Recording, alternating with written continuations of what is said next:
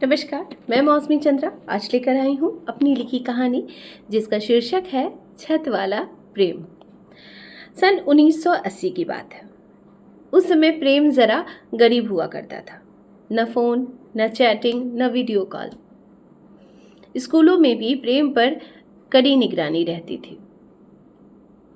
प्रेम तब या तो चौक चौराहे पर शुरू होता या घर की छतों पर, धूप में सूखते कपड़ों के बीच, पानी की टंकियों की ओट से और शाम के धुंधलके में चुपचाप टहलते कदमों के साथ तिरछी नजरों से बगल की छत को ताक लिया जाता था। सोनरूपा 16 बरस की थी। बहुत गोरी नहीं थी, मगर उसके चेहरे पर एक ऐसी चमक थी, एक नूर था जिसको देखते ही मोहल्ले की औरतें कहती एकदम नाम के अनुरूप है, सोने सी दमकती है लड़की। हर शाम वह अपनी माँ के साथ छत पर पापड़ उलटने पुलटने, अचार की बरनियाँ देखने या कपड़े समेटने जाती। उसी समय जाने कहाँ से सामने वाले मकान की छत पर एक लड़का भी आ जाता था। शुरू में दोनों ने एक दूसरे पर ध्यान नहीं दिया। फिर एक दिन अचानक सोनरूपा की नज़र उठी और सामने वाले लड़के की नज़र उससे टकरा गई। बस उसी एक पल शुरू हो गया लव शव। वो कहते हैं ना, लव एट फर्स्ट साइट, वही। अगले दिन दोनों फिर उसी समय छत पर थे, फिर उसके अगले दिन, फिर उसके अगले दिन। धीरे धीरे दोनों को समझ आ गया कि अब छत पर आने का कारण कपड़े या पापड़ नहीं रहे, अब कुछ और ही रौनक आ गई थी। सावन उतरने लगा था छत पर, कभी कभी इंद्रधनुष देखते थे।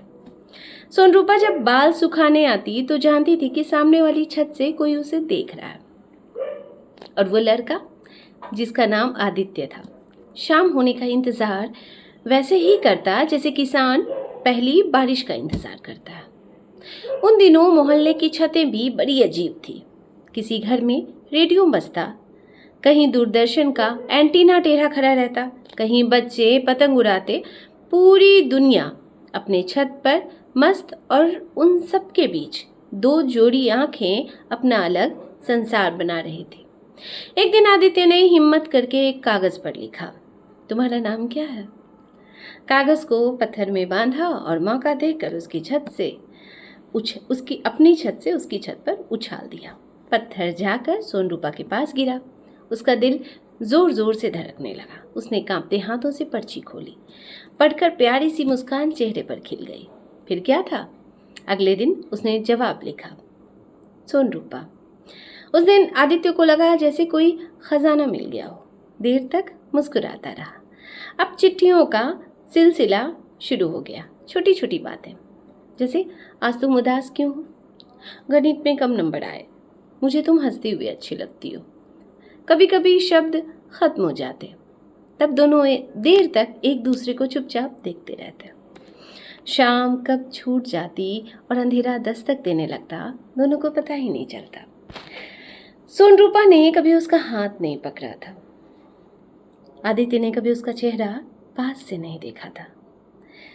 फिर भी दोनों एक दूसरे को शायद उन लोगों से ज़्यादा जानते थे जो रोज़ मिलते हैं लेकिन एक दूसरे को जानते नहीं। प्रेम के लिए पास रहने की शर्त नहीं होती।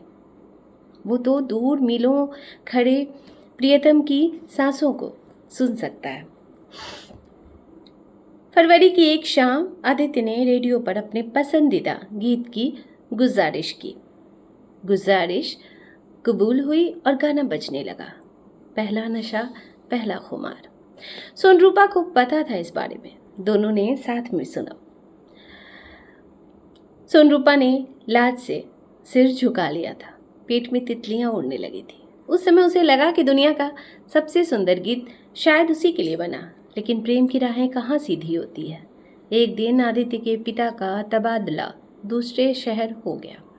खबर सुनकर आदित्य घंटों छत पर खड़ा रहा। भारी रात थी वो। सोनरूपा पहली बार रोई थी पूरी रात।